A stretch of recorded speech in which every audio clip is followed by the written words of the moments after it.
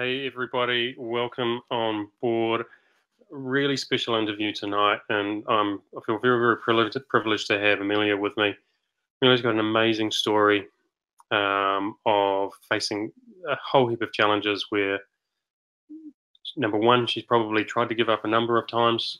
Secondly, she's found the courage, the commitment, and it's just something deep within her to turn her life completely around, and she's doing some amazing things now. I first got introduced to her a few years ago through a running event that I was doing, and she blew me away. And so I feel very, very lucky to be able to talk to her tonight. I'm going to bring her in. We're going to talk about a little bit about her past.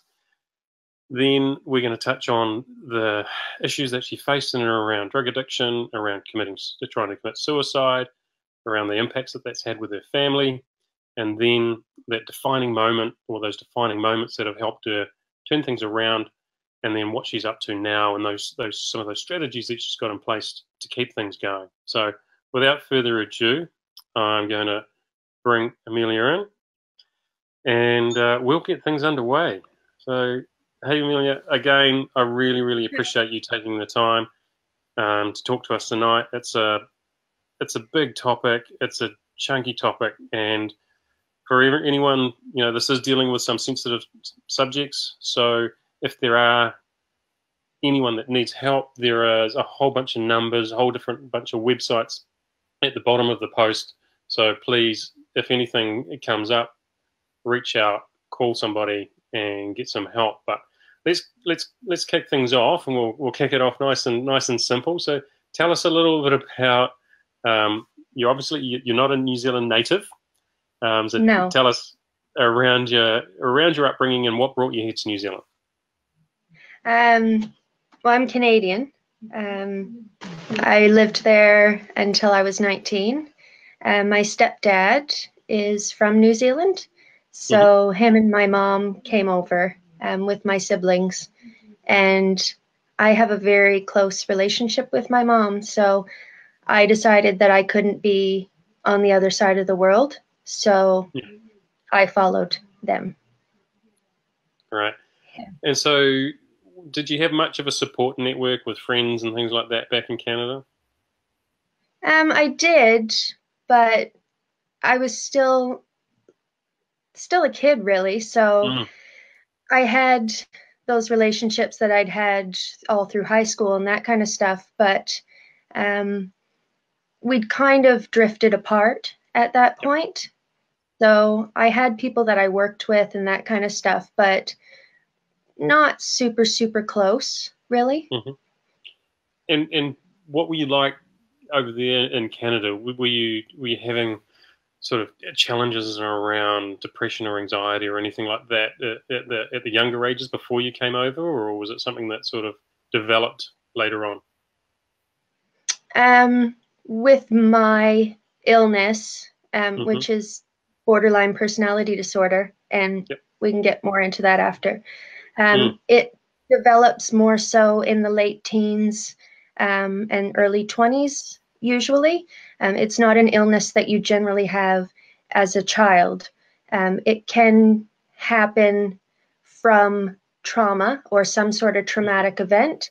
I didn't really have a lot of trauma in my childhood. My biological dad was a bit depressed at times, and my parents split when I was about 15. So I had a really great childhood. So they're not really sure why I've sort of developed it the way I have. But I'd say maybe around 15, it sort of started. I started to have mood swings and would get kind of depressed, and had that social anxiety, and spent a lot of time with my mom. If I was shopping or something, I couldn't be on my own. But really in the early 20s is when it really started to hit me. Yeah. So by all accounts, as far as childhoods go, pretty normal. Yeah, fairly normal. We a lot of us suffer from a whole lot of social anxiety, and we all face trials and tribulations, and there's a whole massive swathe of societies these days have, separated parents and things like that. And if I can just make a point as well, just to be really, really clear, I'm not a medical professional.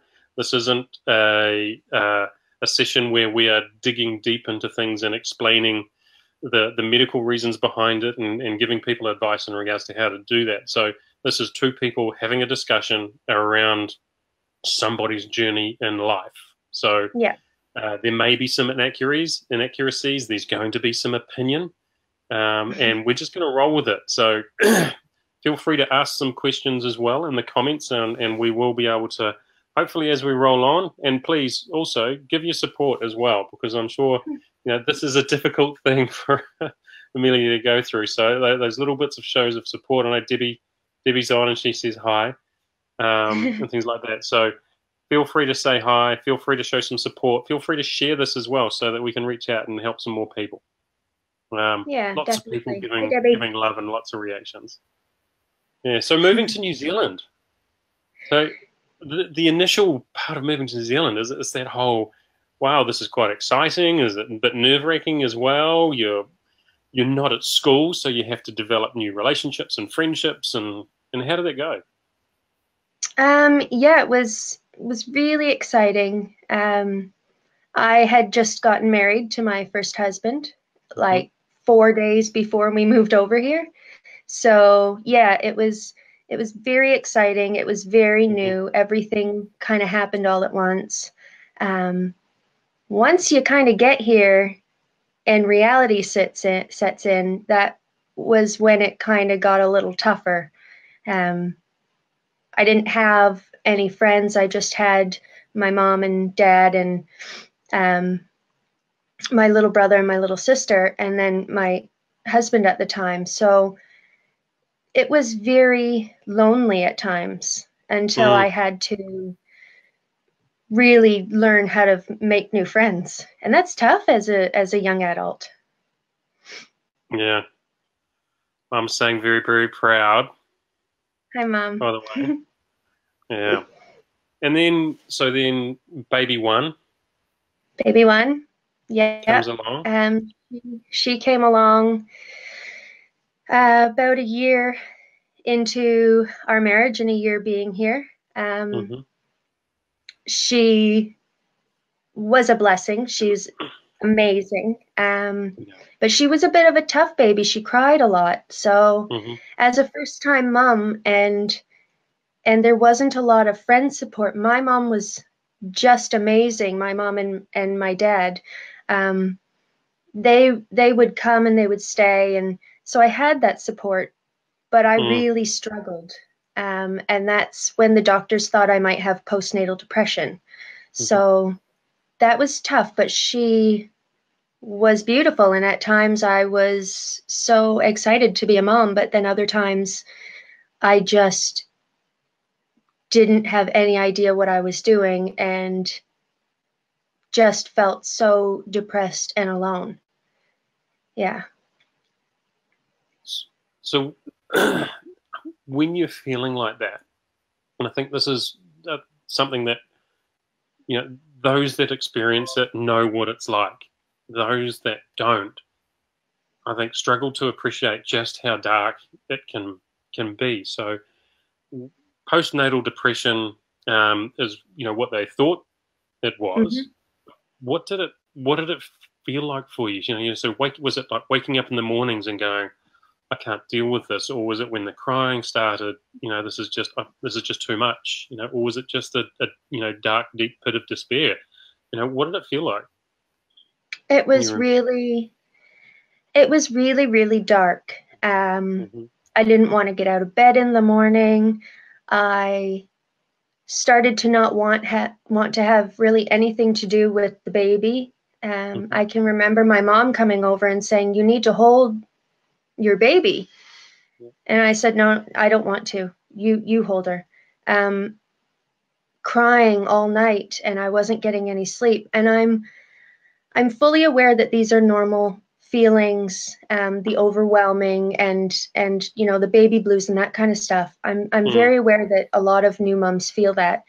Mine was dark, and I was sad all the time, and I felt more than overwhelmed. I just felt like I just couldn't do it anymore, and I didn't want my baby, and I didn't want to be a mom, and I didn't want to be a wife, and I remember thinking, is this what my life is now? Is this all I get? Is that it?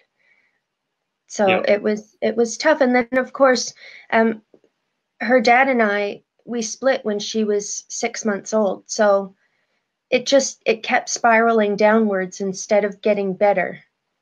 So it's just one hurdle after another. And I'm sure that there'll be people not necessarily watching this, but that will be thinking, okay, cool. So you're thinking, oh, I felt like I didn't want her and I felt like I couldn't get up in the morning. Was there something in the back of your mind going, no, I'm actually happy that this is, I'm feeling like this, or was it just that dark that you just couldn't face it?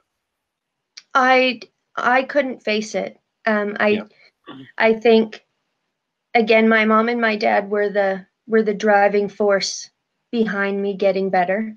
My mom really pushed me to see a doctor, and like I said, they came over a lot, and I went there, and so it wasn't in the back of my mind to be happy about it. It was actually my mom and my dad saying, actually, you need to get help, and you need to be happy about this because this is an exciting time. So they were really the driving force, and I actually don't know where I'd be without them, because they've just been absolutely amazing through all of this. They've never left my side. They've never. No matter what. Yeah. Yeah, and there's been some pretty big no matter what's, yeah. Oh, has there what? So marriage is over. You're on your own. Mum and dad are there in support. That's all too much. What happened next? In true me style, just a side note, my name is actually Elise, but I keep it as Amelia so people can't find me. But it's okay for this one. Okay. So in true me style, I jumped straight into a new relationship.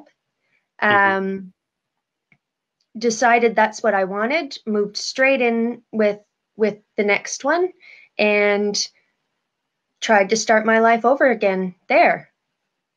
And was that sort of like white knight syndrome? I'm going to get a new relationship, everything's going to be rosy, and all my problems are going to go away?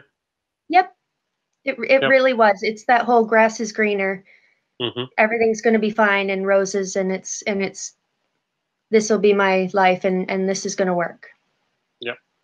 And the great thing about Facebook is we can use potty mouths from time to time. So how long did it take before that turned to crap? That took a couple years. We had a son together. Yep.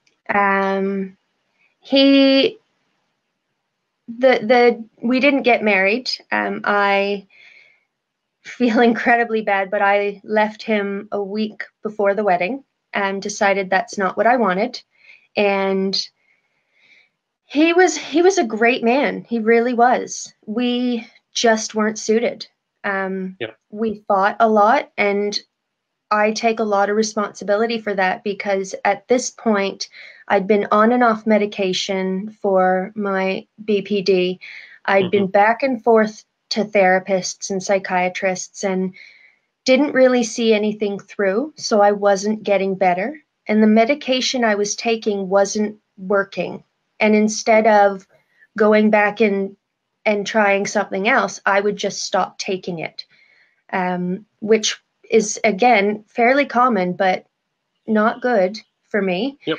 So it's that whole, well, this isn't working, stuff it, I'll soldier on, nobody can help me, I'm just going to go back and fall back into my old ways.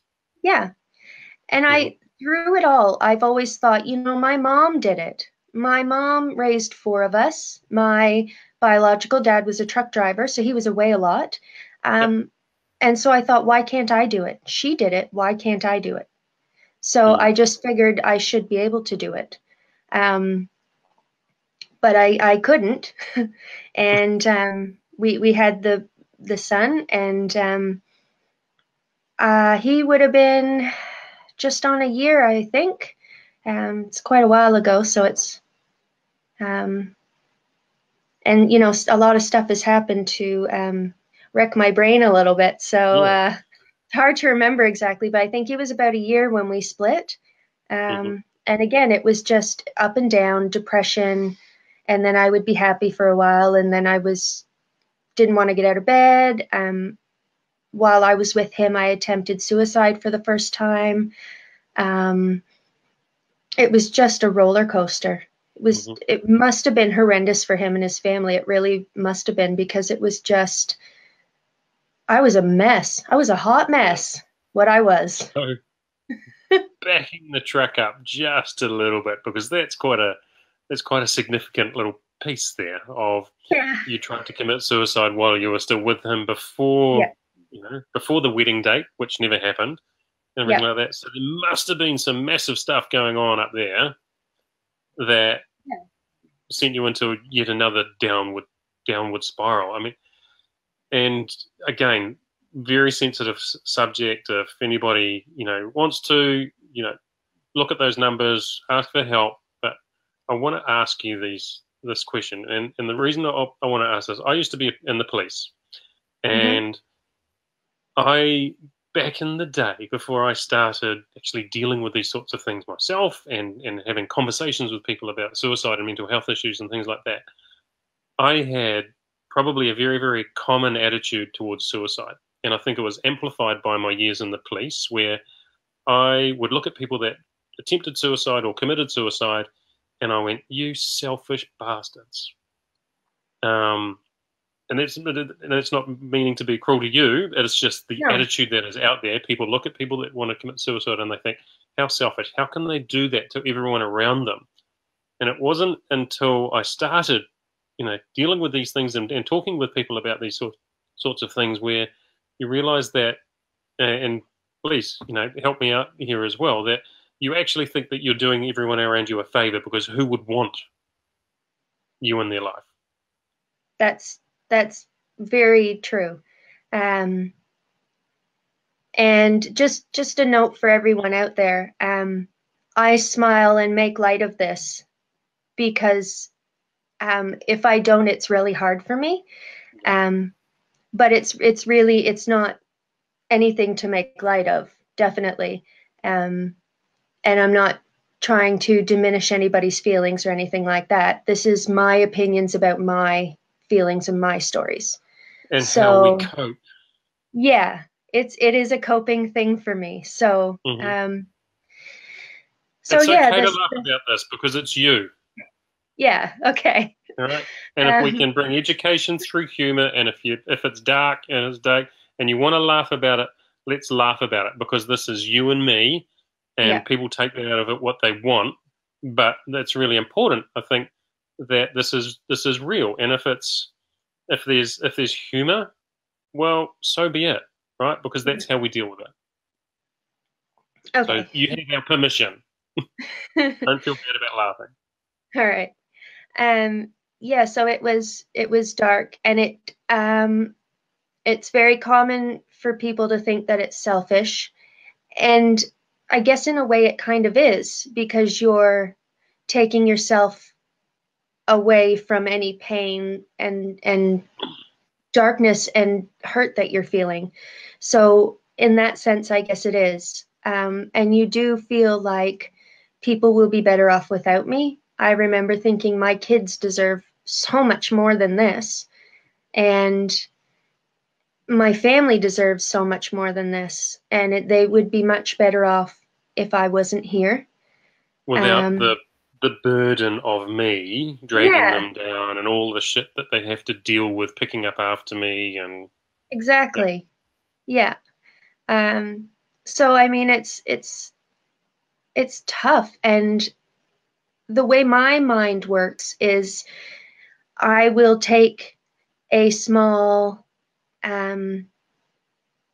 crappy event and I will make it into such a big deal in my mind, which will then make me spiral downwards really quickly.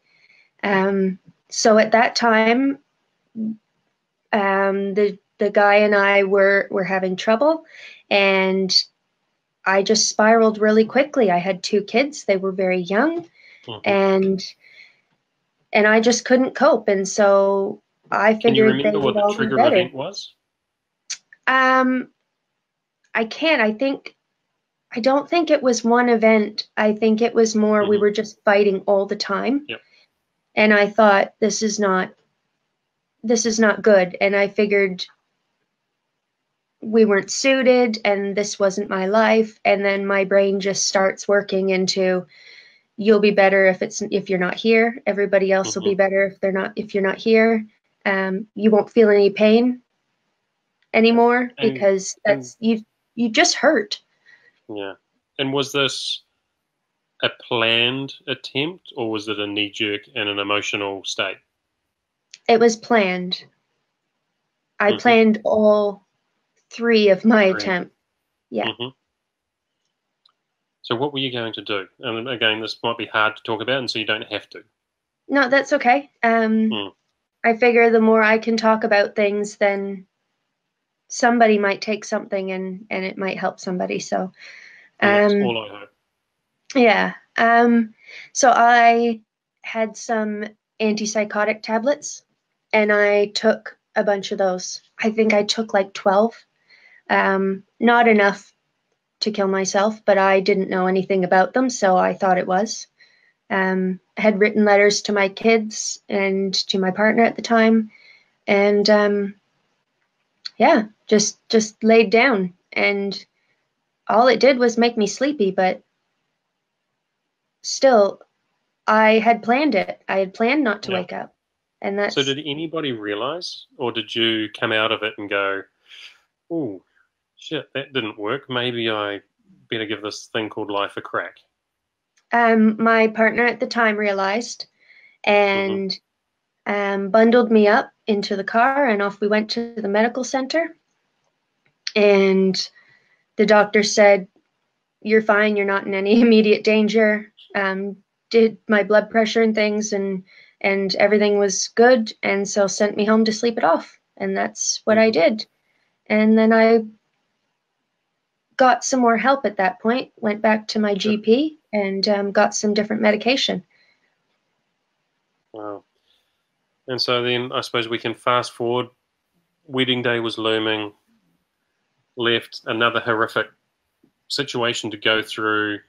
Must have felt like crap and felt even, worse about yourself for doing this to other people.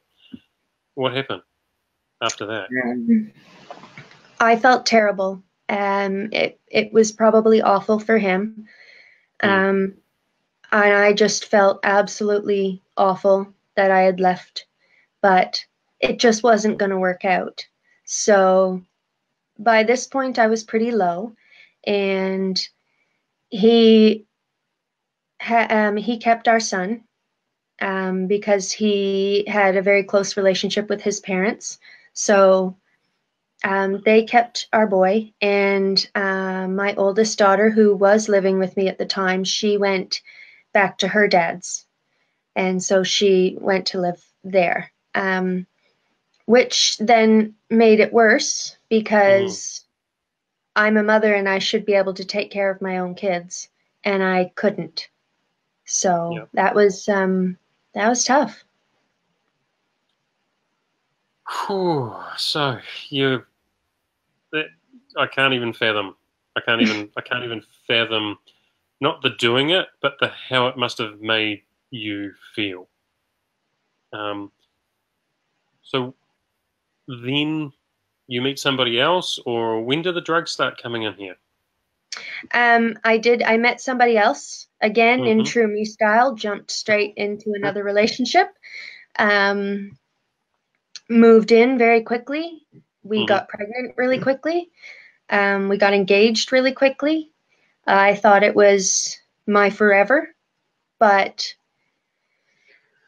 I loved him, but I don't I think it was more of a, I don't think it was true love. I don't think it was like a deep love. I loved him and I respected him, but it definitely wasn't going to be a forever thing. But we had a little girl, and the drugs didn't come in until, well, I was doing marijuana at this point. Not through my pregnancy, mind you, but before and after. But I mean, the hard drugs didn't come in until him and I split. And how did that come about? Was it just, I know it's not going to be it's not going to be ever forever. He's not my true love. I'm better to end it now rather than it all turn to crap. How was it? We got married, and so about a year and a half after we got married, we just sat down one day and decided it wasn't working. I had attempted suicide twice with him and been in and out of the hospital, the mental side of the hospital, mental health. So it just wasn't working. I think those were my toughest years. Yeah, those were my toughest as far as my mental health goes. They were pretty dark and again, up and down and just. And again, both attempts planned. Yep. Letters to kids. Letters to kids, letters to family. Yep. And that same feeling of, they're just better off without me, and I'm. Yep. Yep. I think the last one that I attempted was again taking my medication because I knew that would be a painless way to go. And I remember laying down on the couch, and then I must have messaged somebody because I don't remember doing it, but I would have been quite out of it. The police and the ambulance showed up at my house. And a friend showed up at my house, and the ambulance just said, the ambulance officer said, we'd like you to come to the hospital. And I remember the police officer saying, are you going to go willingly? Or is this going to be I don't want to go and we're going to have to make you go because you need to go? So I willingly got in the back of the ambulance and off we went. And I remember being in ED and the doctor just saying, she didn't even take enough to kill herself. So let's just get a referral to the mental health team and send her home. And I thought, that's awful. They just kind of brushed me aside. Yeah. So what did you need at that point? Looking back. I needed somebody to listen and to actually care about what I was saying, about how I was feeling. Even if they just pretended to care, I needed them to just sit and listen and, say, I get it, or say, it's okay to feel that way, and let's see what we can do. I was so tired of struggling with different medications and different psychologists and no proper diagnosis and not knowing what was going on with me. I just was tired. So rocking up to the hospital under escort and being treated, let's say, in a dismissive manner, that's broken. Something's broken there. Yeah. It was definitely the system. Again, this is just my opinion, but the system can be very broken at times. It was tough. So you get out of hospital. They give you a referral. What does that mean? What happens when you get a referral from A&E or from the hospital? So ED, I only know this now from doing placements in the hospital. ED would have sat down at a computer, filled in a few gaps of my name and what was going on, and hit the send button, and it would have went off to the mental health team, who then basically triage you, how bad you really need to be seen, and then kind of put you on a waiting list. Based on the report from ED. Yeah. And who were quite dismissive in the first place. Yeah, and I didn't get seen straight away by a doctor or anything. It took a few weeks for me to get a phone call. And I thought, how bad is this? That what if I had tried again? I don't understand how it can just be dismissed like that. And I get some people's opinions about suicide and that kind of stuff, but I didn't expect it from doctors. Yeah. So what do you say to those people that would say, oh, if you really wanted to, you would have done a proper job? And, you know, because that's what some people are like that. That's what the sort of thing they say. You know, definitely. Is there truth to that? I think there probably is a little bit of truth to that. I thought I was doing a proper job. Clearly I wasn't. But maybe something inside me didn't want to die. Maybe it was that. And I mean, I didn't try again. So maybe there is. We're also bloody happy that you didn't.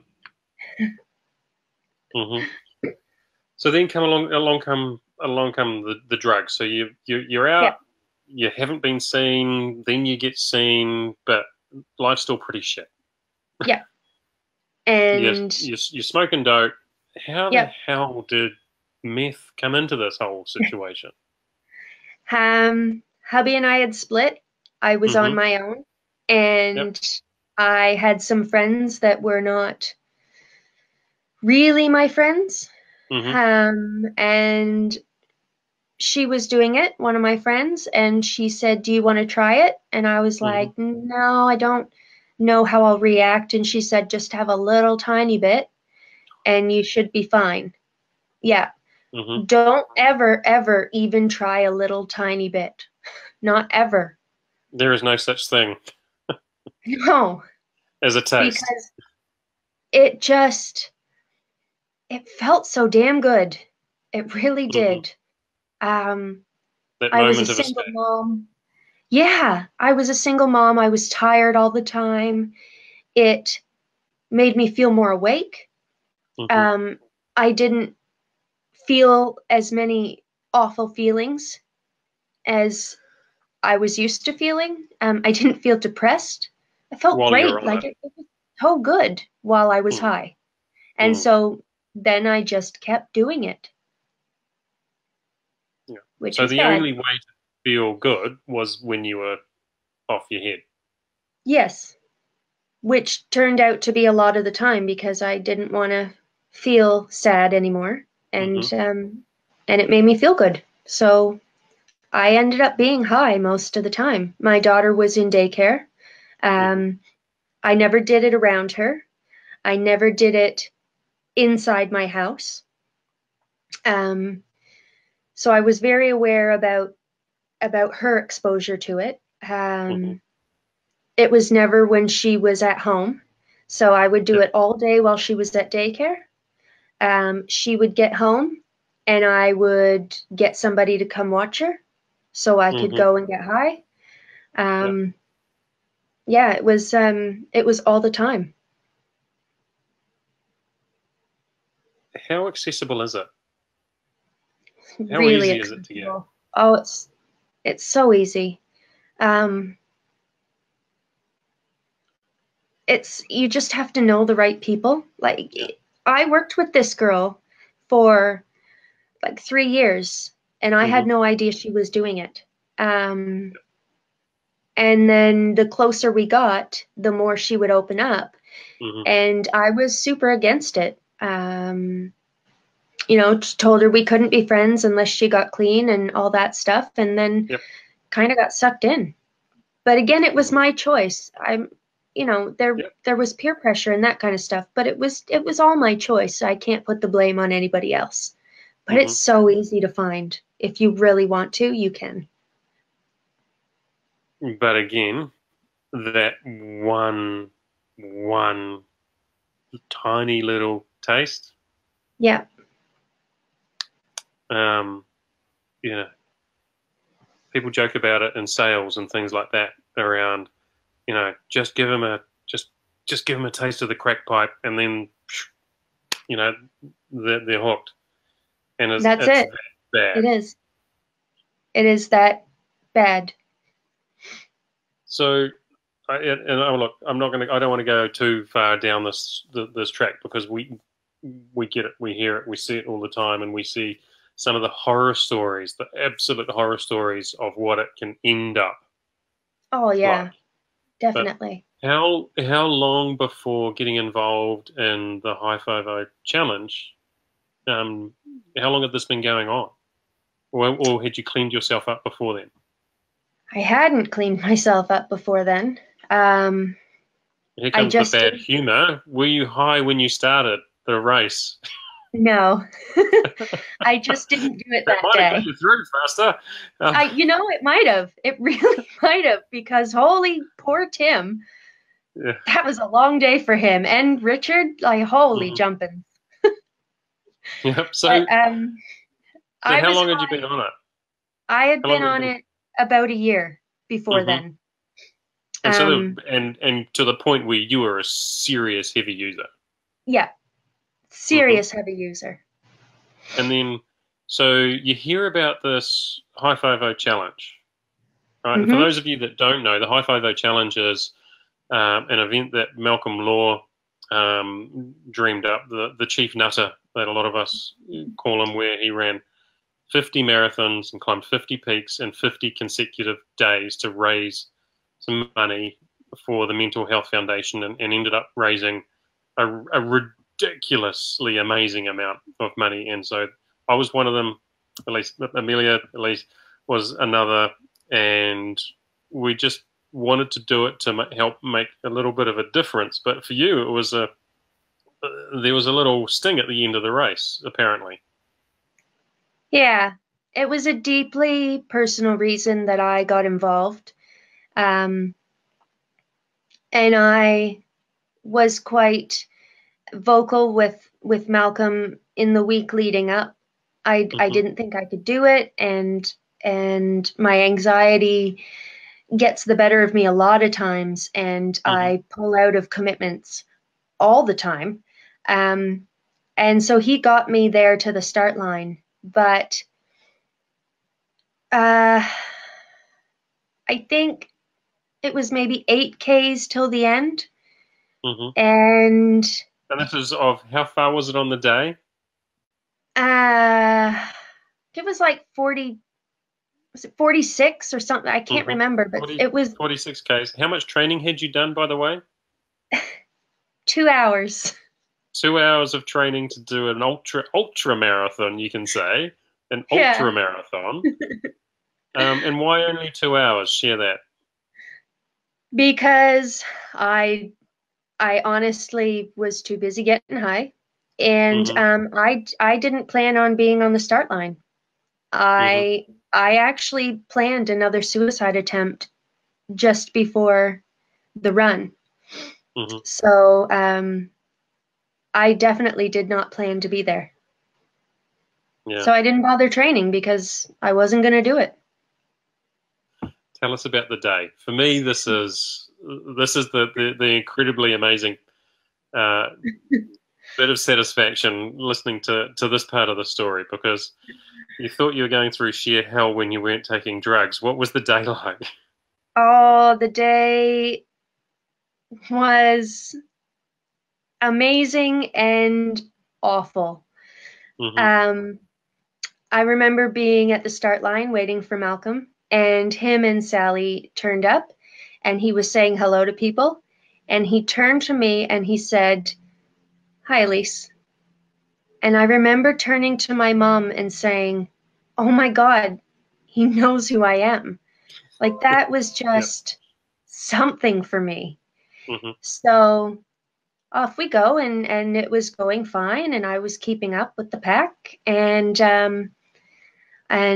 I had a new partner by then, Daryl, who I'm with now, and he came along to support me, and he was driving in the car and would kind of stop every few Ks to make sure I was good, and my mom and dad were with them. And I think partly they stopped every few Ks to make sure I was still doing it because, again, in true me style, I would just give up. Yeah. So we got to the base of Mungatautre, and I thought, oh, this is not good. One, I was craving my drugs. And two, I had not trained for this and did not expect it to be this hard. So Daryl actually physically pushed me up that mountain. Every step of the way, he was right behind me, physically getting me up there. My mom and dad climbed it with me. Mom only went halfway because she was wearing jandals. But what troopers and supports they were. Tim did not leave my side the entire time I was out there. It was just amazing. Daryl got to the top with me and my dad, and I remember there was this little bridge thing at the top, and I was walking, and Tim said, "Come on, they're filming on the other side. Let's run in. Let's do this." And so we did, and that was a pretty great feeling. And then Daryl and my dad went back down the way we had come up, and I carried on with the group. And going down, it was okay. And I actually ran with Malcolm for a while, running down the mountain. And I felt pretty important that that I was getting to run with Malcolm, because in my mind, he was just amazing. He's done so much for people like me that I was just in awe. So it was amazing. Yeah. You want me to keep going, telling about the day? What happened? What happened in that day that flipped that switch? We kept going. I was starting to get pretty tired. I remember that Tim was talking to Richard, who was driving the support van. And I didn't know that how worried they were getting about me, because they just kind of, I was super stubborn, and Tim kept saying, should we, put you in the van for a bit? And I was like, no, I'm finishing this. I've come this far. And so I did not know anything about running a marathon or an ultra marathon. I did not have sufficient water. I had Powerade. I had no real food. I had like nuts and things. So my body was completely depleted. And so I was just getting sicker and sicker. And Tim, would have Richard just go a little bit further and then wait just in case he was needed. And it was about 8 Ks out that they finally said, get in the van. You cannot go any further. You need to get in the van. And so I was so ill, I agreed. Yeah. So I can remember poor Richard. I was overheated immensely. And he said, what you got on under your t-shirt? And I said, just a sports bra. He's like, that'll do. Take it off. So off came the t-shirt, and up rolled the pants, the sports pants I was wearing. And he laid me down on the floor in the back of the van, and my legs went up against the door, and, in a runner recovery position. And the air conditioning was turned on, and Aaron, the one that does the filming and photography and stuff, he was in there as well. So the poor guys were just trying to get me better, and they were throwing like sodium tablets at me and water, and and just trying their darndest to get me going again. So yeah, so it was that was a hard pill to swallow for me because I wanted to finish and I wanted to do the whole thing, but I couldn't. So once we were 3Ks out, I think it was about 3Ks out, they said, all right. And Malcolm said, you know, come on, we'll finish this together. So out I got, and Malcolm ran me the last 3Ks to the finish line, and we finished together. And that was just a beautiful moment. It was amazing. Yeah. I think the accomplishment in itself was a turning point for me. Look what I can do if I really want to. 95% of the world's population can't do that. Yeah. So it was pretty great. Daryl and my parents were on the finish line, and just amazing. So what changed for you up here? Because there's been some amazing, you know, positive changes. Yeah. In your life. Yeah. Was it something around self-worth, realizing the love and support that you had around you, all of the above and more? I think I realized that day that I was stronger than I actually was. I didn't pick up a meth pipe again after that. Cold turkeyed it. I realized I was worth more than that, that my children deserved more than that, and I could do great things if I really wanted to, because I had just ran a ridiculous amount of kilometers. So I think it brought up my self-worth. I realized how much love and support I had. You know, my parents spent all day out there, and Daryl spent all day out there, and it was a huge turning point for me. Yeah. And that's a great comment from Mum around you needed to finish something to see that you were strong. I had not finished anything before that, really. I would start something and then not finish it. Yeah. Fast forward, look at you now. You know, what are you doing? Yeah. Well, I think for even, you know, some of us that even just have some sort of random association with you have, you know, we've followed your journey over the last wee while and seen you now putting yourself in positions that could have potentially sparked a massive spiral before. And completely appreciate, and I'm sure you'll say, it hasn't all been this warm, fuzzy bed of roses since. You know, it's not like the magical transformation. It's something that you've had to work on, yeah? Yeah. I have to work every single day to stay well, really. I've been now clean 3.5 years, roughly. I still itch for it. I still crave it when I'm not feeling that well. But I have such amazing support. You know, Daryl's pretty great. I know he's never done hard drugs. Well, he's never done drugs. So let's scratch that. He's not pretty great. He's fucking amazing. Yeah, he's fucking amazing. Sorry, Mom. He's yeah, they always say I have a mouth like a sailor.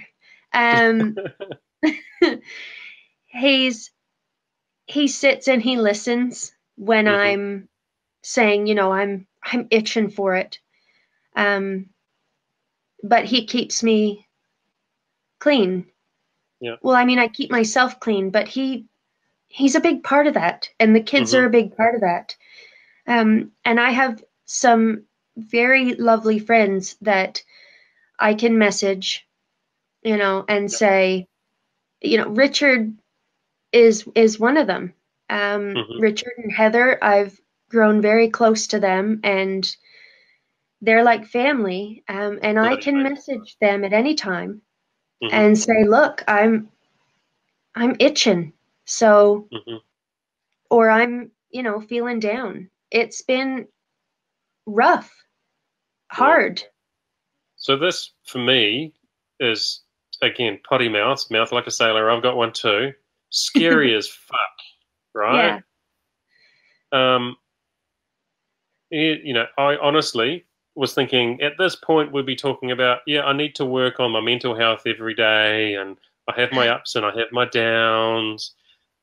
But, 3.5 years, I still itch every day. That is the thing that scares the shit out of me for anybody out there that is even contemplating getting into this shit.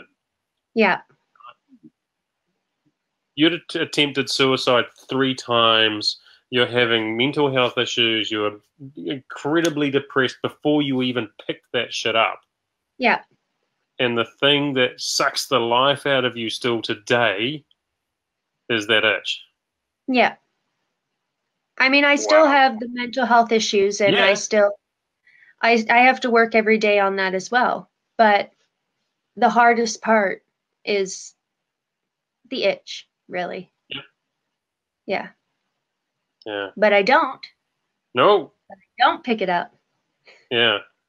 And so with that, what advice, outside of, you've got the people that you don't want to get into the situation, but what about those people that are? What about those people that are right there in the thick of it? Because those people will be, number one, the drugs control their life. But number two, more often than not, they're also suffering from, mental health issues that keep on sucking them down into the spiral, and the drugs are the escape. So, what do you say? What, for somebody that's come through it, what do you say to, where is the light that they need to see? What are they, any piece of advice? I think the biggest thing is talk to someone. A lot of us addicts, and I am still an addict, once an addict, always an addict in my mind. You have to be very careful, with any sort of substance after you've come clean from something. So a lot of addicts will hide their use or try to hide their use. I tried to hide my use. My parents saw right through that. So they will be thinking that they're hiding it, but really the people around them will know something's up. Talk to someone. Like you said, it's more often than not that they have mental health issues as well. So pick up the phone. Call the helplines, call the crisis team if you need to. Talk to someone like me, just a normal person, or talk to someone that's come out the other side. They have to find their own light at the end of their tunnel. I guess I found a passion. I love running. I'm slightly injured, so I haven't ran in quite a while, but you have to find a passion. I went back to school. I'm a third-year student nurse, finishing in November. It's been a hard slog in itself, but find something that you are passionate about and work towards that, and just know that you are worth so much more than the pipe or the drug. You are worth so much more. And you don't need to hit rock bottom to climb out of the hole. You don't. No. but you have to want to change. Yeah. You have to want it, because there's no sense in forcing someone into rehab or anything if they're just going to come back out and find it again, because it's accessible. So find a reason to want it. Yeah. And I think just to wrap the happy story back up, you now great relationship with the kids. Yeah. Daryl. Yeah. School. Yeah. The future is looking pretty damn good. Did you even imagine in your wildest dreams, when you're in the thick of it, that you could even remotely be close to where you are today? No. I thought that would be my life. I didn't think I could climb out of that hole, and I figured I would lose custody of my last child and everything would be taken away, and that was just what I was worth, and that was it. I never in my wildest dreams imagined life could be this good. Yeah, and I think that's really important, because acknowledging that at that point there was no possible outcome that was positive, yet here you are. And then, for me, you are the light at the end of the tunnel for a lot of these people to be looking at. You are the inspiration that can get people through, because if you can do it and you've been there, then there is just that remotest spark, that remotest possibility that they can too. So really if I can do it, anybody can do it. Yeah. I really appreciate you taking so much time out. This was going to be a nice, short, sharp half an hour. Let's look at it and things like that. But yeah, sorry about that. Once I get going. Every minute that we've spent together, I've absolutely valued. Thank you so much for giving your time. For having me. You are, even though you probably still don't believe it, you are making a difference in other people's lives just by doing this and being you and being here. Well, that feels pretty good. And so it should. All right. Hey, thank you very, very much, folks, for joining us. It's been damn near an hour, but an hour well worth spent. So appreciate you putting up with me asking inane questions. But Amelia, Elise, absolutely, I'm sure, was the one that pulled this whole thing together. So, hey, look, in the weeks coming up, we've got Rebecca Hollis coming up next week. Rebecca Hollis is a bad boy from Aranui in Christchurch who has done good. He's built 3 amazing businesses, sold them all, and he's now on a mission to kill the tall poppy syndrome. And in a few weeks' time, I have got Sione Famawina. If anyone remembers him, he was the bad boy rugby league who had a whole heap of challenges in and around booze and fighting and things like that, got kicked out of 3 NRL teams and the UK Super League, and he is now starting to build himself an amazing life in Australia, doing some pretty cool things. So look forward to catching up with you all again soon. Thank you so much for joining us tonight. And Elise, love you. You're amazing. You're an inspiration. Thank you so much. And we will catch up with you again soon. And you and I, we're going to have to go and have a run together. Yeah, that sounds good. Awesome. Thanks all. We'll catch you again soon. See you later.